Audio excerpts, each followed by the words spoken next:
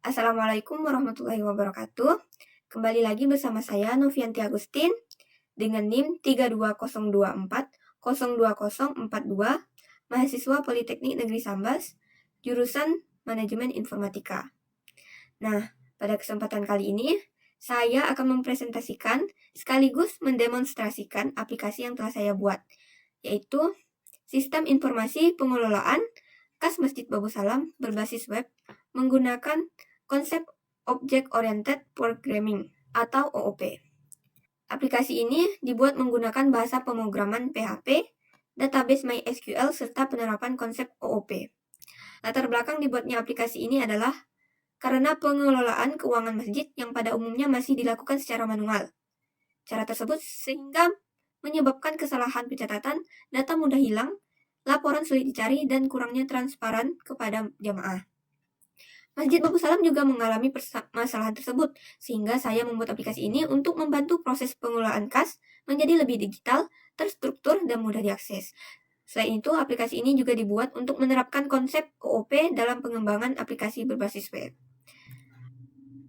Tujuan dari aplikasi ini ialah yang pertama, membantu pengelolaan keuangan masjid agar lebih efektif dan efisien. Yang kedua, meningkatkan transparansi laporan keuangan kepada jemaah.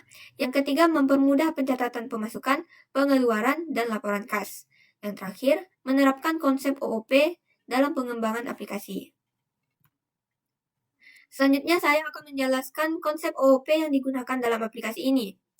Pada aplikasi ini, saya menggunakan beberapa kelas, yaitu kelas database, out, user, kategori, transaksi, setting, dan juga galeri foto. Selanjutnya, saya akan menjelaskan kodenya. Pertama, saya akan membuka kelas transaksi. Kelas transaksi merupakan kelas inti pada aplikasi ini karena seluruh pencatatan kas dilakukan di kelas ini. Pada metode tambah, sistem menerima data seperti tanggal, jumlah kategori, keterangan, sumber, dan tujuan. Di bagian ini terdapat logika penentuan jenis transaksi. Jika kategori kosong, maka transaksi akan dianggap sebagai mutasi. Sedangkan jika kategori dipilih, sistem akan mengambil tipe kategori dari tabel kategori, apakah termasuk pemasukan atau pengeluaran. Selain itu, data disimpan ke tabel transaksi menggunakan prepare statement agar lebih aman dari SQL injection.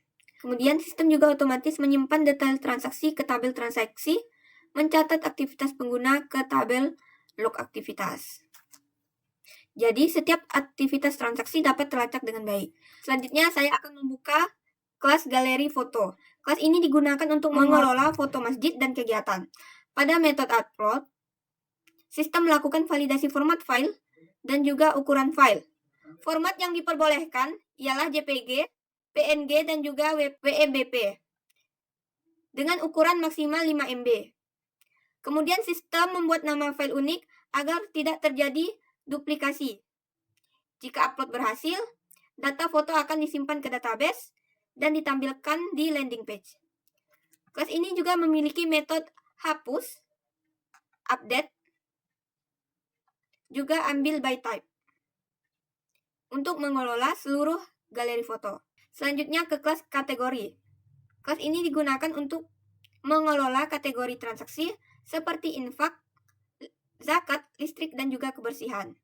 Pada kelas ini terdapat metode tambah, update, dan juga hapus untuk proses CRUD data kategori. Kemudian ada kelas setting.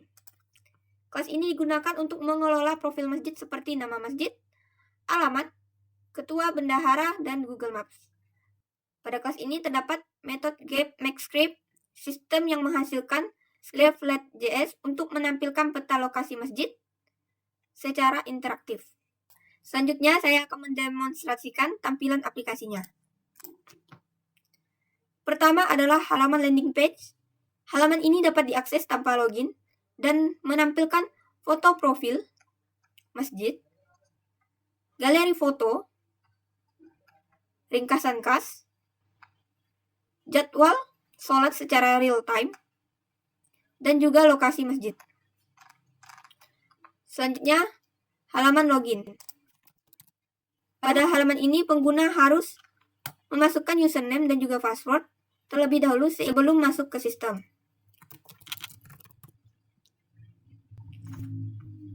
Setelah login, pengguna akan masuk ke halaman dashboard.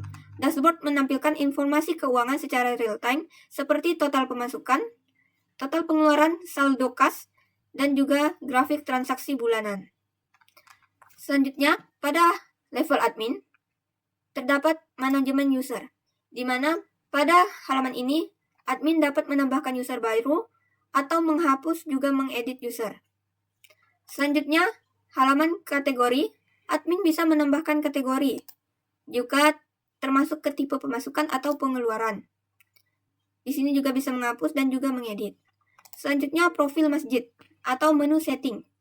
Pada halaman ini, admin dapat mengubah data profil masjid, mengupload logo masjid, mengatur lokasi peta, dan mengupload foto kegiatan atau foto masjid yang akan ditampilkan di landing page. Di sini juga bisa mengedit dan menghapus fotonya. Selanjutnya, laporan keuangan. Halaman ini digunakan untuk melihat laporan transaksi secara lengkap. Di sini juga terdapat fitur filter berdasarkan bulan, tahun, kategori, dan juga jenis transaksi. Misalnya kita melihat transaksi di bulan Juni, maka akan menampilkan transaksi di bulan Juni saja. Di sini juga terdapat fitur cetak, yaitu print laporan, yang bisa langsung dicetak atau disimpan sebagai PDF. Selanjutnya ke menu untuk bendahara. Di menu bendahara juga terdapat dashboard yang menampilkan seluruh kas, juga statistik atau grafik keuangan. Terdapat transaksi kas. Pada halaman ini, bendahara dapat menambahkan transaksi, pemasukan, pengeluaran, maupun mutasi antar kas. Data yang diinput akan langsung tersimpan ke database dan otomatis akan mempengaruhi laporan keuangan. Misalnya kita inputkan pada hari ini. Pilih sumber, kategori infak. Maka transaksi akan tersimpan.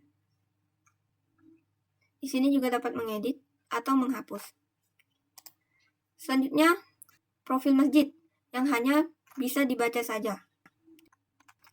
Terdapat juga laporan keuangan seperti di admin yang bisa difilter dan juga dicetak. Selanjutnya ke menu ketua.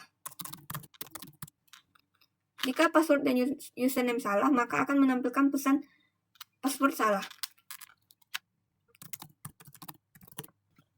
Pada menu ketua, di sini juga terdapat dashboard seperti sebelumnya. Pada menu ketua, hanya dapat melihat laporan atau mencetak laporan dan juga melihat profil masjid. Kelebihan dari aplikasi ini ialah menggunakan konsep OOP sehingga kode lebih terstruktur, memiliki sistem login berdasarkan level akses, laporan yang dapat dicetak secara otomatis, dan terdapat fitur galeri foto. Namun, aplikasi ini juga masih memiliki beberapa kekurangan, seperti fitur keamanan yang masih dapat dikembangkan dan tampilan yang masih dapat diperbaiki lagi di versi berikutnya.